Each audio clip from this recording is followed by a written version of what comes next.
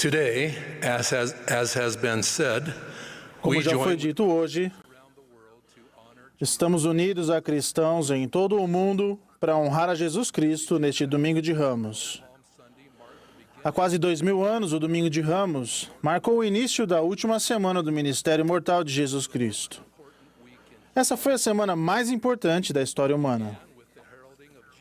O que começou com o anúncio de Jesus como o Messias prometido em sua entrada triunfal em Jerusalém, terminou com sua crucificação e sua ressurreição. Por desígnio divino, seu sacrifício expiatório concluiu seu ministério mortal, tornando possível vivermos com o Pai Celestial pela eternidade. As Escrituras nos dizem que a semana começou com multidões de pé às portas da cidade para ver Jesus, o profeta de Nazaré da Galiléia. Eles tomaram ramos de palmeiras e saíram-lhe ao encontro e clamavam: Hosana, bendito o Rei de Israel, que vem em nome do Senhor. Esse relato bíblico, de tanto tempo atrás, me lembra de quando estive em uma designação da igreja em Takoradi, Gana. Surpreendentemente, eu estava lá em um domingo de Ramos. Minha designação era dividir a estaca Takoradi, Gana, para criar a estaca Mitztin, Gana. Atualmente, há mais de 100 mil anos, há mais de 100 mil membros da igreja em Gana. Damos boas-vindas a Sua Majestade, o Rei Galman Kay, de Accra, Gana, que está conosco hoje. Seja bem-vindo, Sua Majestade. Ao me reunir com esses santos, senti seu profundo amor e devoção ao Senhor. Expressei meu grande amor por eles, assim como o amor do presidente da igreja por eles. Usei as seguintes palavras do Salvador registradas por João: que vos ameis uns aos outros, assim como eu vos amei. Eles consideraram essa conferência como a conferência do amor. Ao olhar para as fileiras do início ao fim, com aqueles queridos irmãos e irmãs e suas famílias na capela, pude ver em seu semblante a força de seu testemunho e de sua fé em Jesus Cristo. Senti que eles tinham o desejo de ser contados como parte de sua igreja, presente em todo o mundo. E quando o coro cantou, eles cantaram como anjos. Assim como no domingo de Ramos da Antiguidade, essas pessoas eram discípulos de Jesus Cristo, reunidos para prestar homenagem a Ele, como fizeram aqueles às portas de Jerusalém, que com ramos de palmeiras nas mãos exclamaram: Hosana, bendito o que vem em nome do Senhor. Até mesmo os membros de uma igreja próxima estavam celebrando o Domingo de Ramos. Enquanto falava do púlpito, notei pela janela que eles estavam caminhando alegremente pela rua, acenando com ramos de palmeiras nas mãos, muito parecidos com as pessoas desta imagem. Foi uma visão da qual nunca vou me esquecer. Todos nós, naquele dia, estávamos adorando o Rei dos Reis. O presidente Russell M. Nelson nos admoestou a tornar o Domingo de Ramos realmente sagrado ao relembrarmos não apenas os ramos que honraram a entrada de Jesus em Jerusalém, mas ao relembrarmos as palmas de suas mãos. Depois, o presidente Nelson falou de Isaías, que falou sobre a promessa do Salvador de que ele nunca se esqueceria de nós ao declarar: Eis que em ambas as palmas das minhas mãos te tenho gravado. O Senhor sabe, por experiência própria, que a mortalidade é difícil. Suas feridas nos lembram de que Ele desceu abaixo de todas as coisas para que possa nos socorrer quando sofremos e ser nosso exemplo de perseverar em nosso caminho, ou seja, o caminho dele, e que Deus estará conosco para todos sempre. O Domingo de Ramos não foi apenas um evento ou uma outra página na história com data, hora e local. A entrada triunfal de Jesus Cristo em Jerusalém e os eventos da semana que se seguiram ilustraram doutrinas que podemos aplicar em nossa vida hoje. Vejamos algumas das doutrinas eternas que se tecem por meio de seu ministério, que se concluiu em Jerusalém. Primeira, a profecia. Por exemplo, O profeta Zacarias, do Velho Testamento, profetizou sobre a entrada triunfal de Jesus Cristo em Jerusalém, descrevendo até mesmo que ele montaria sobre um jumento. Jesus predisse sua ressurreição quando se preparou para entrar na cidade, dizendo: Eis que subimos a Jerusalém, e o Filho do Homem será entregue aos principais dos sacerdotes e aos escribas, e condená-lo-ão à morte. E o entregarão aos gentios, para que dele escarneçam e o açoitem, e o crucifiquem, e ao terceiro dia ressuscitará. Segunda, a companhia do Espírito Santo.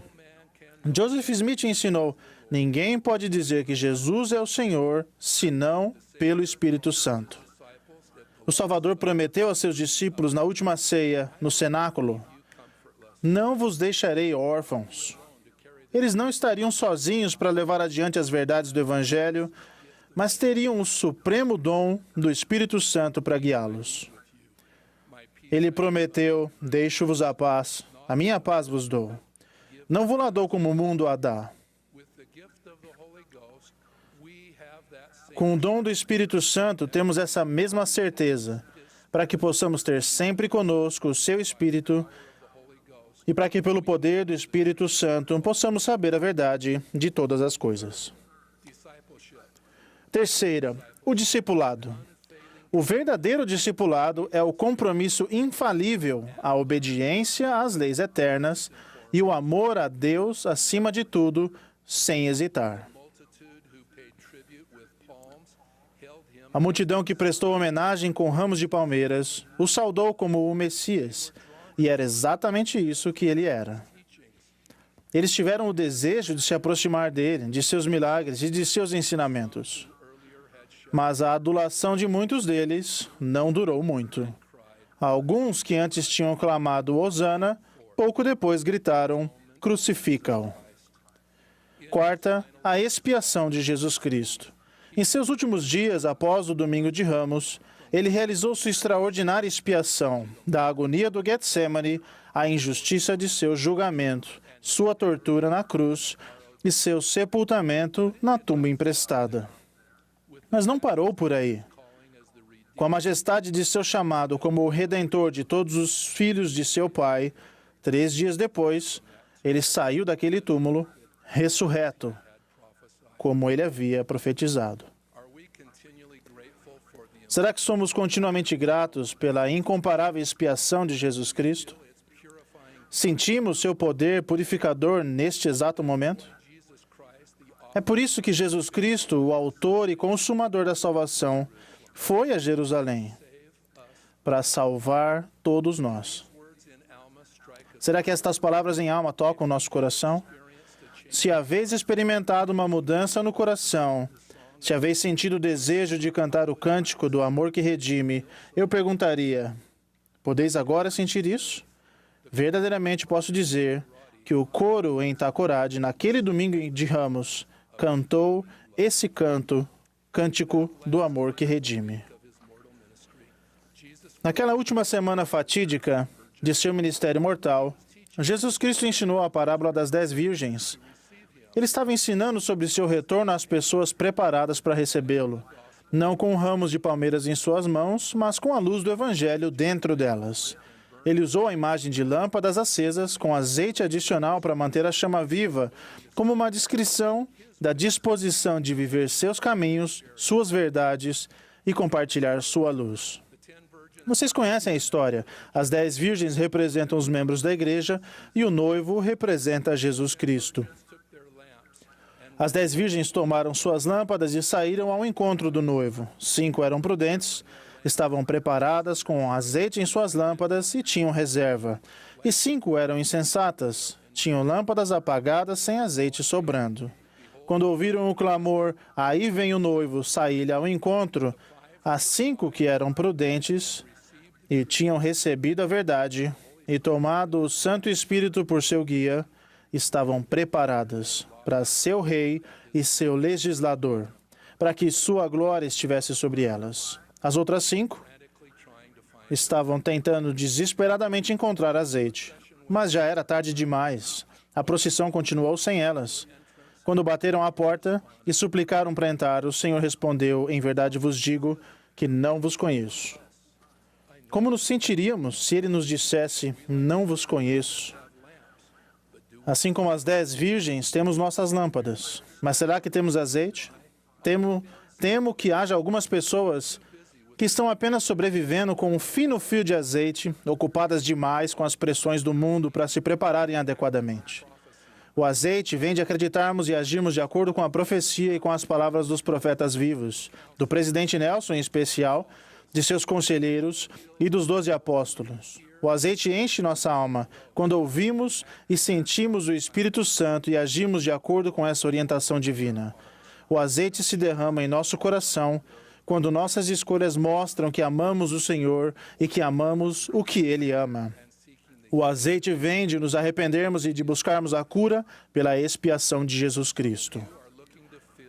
Se vocês estão procurando fazer o que alguns chamam de lista de coisas para se fazer antes de morrer, façam o seguinte: preencham sua lista com azeite na forma da água viva de Jesus Cristo, que é a representação de sua vida e de seus ensinamentos. Por outro lado, visitar um lugar distante ou ir a um evento espetacular nunca vai fazer com que sua alma se sinta completa ou satisfeita. Viver as doutrinas ensinadas por Jesus Cristo vai.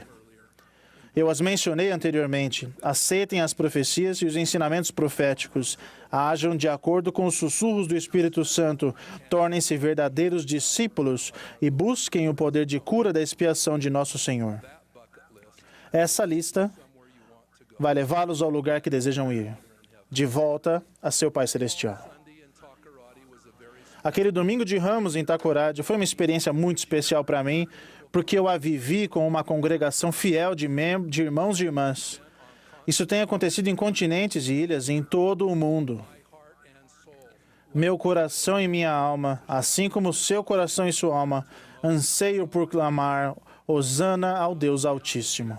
Embora hoje não estejamos às portas de Jerusalém com ramos de palmeiras em nossas mãos, tempo virá em que, conforme profetizado em Apocalipse, uma grande multidão a qual ninguém poderá contar, de todas as nações e tribos e povos e línguas, que estarão diante do trono e perante o Cordeiro, trajarão vestes brancas e com ramos de palmeiras em suas mãos.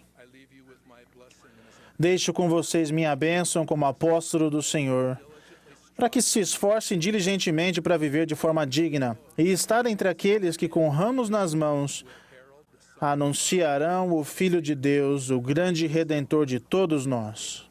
Em nome de Jesus Cristo. Amém.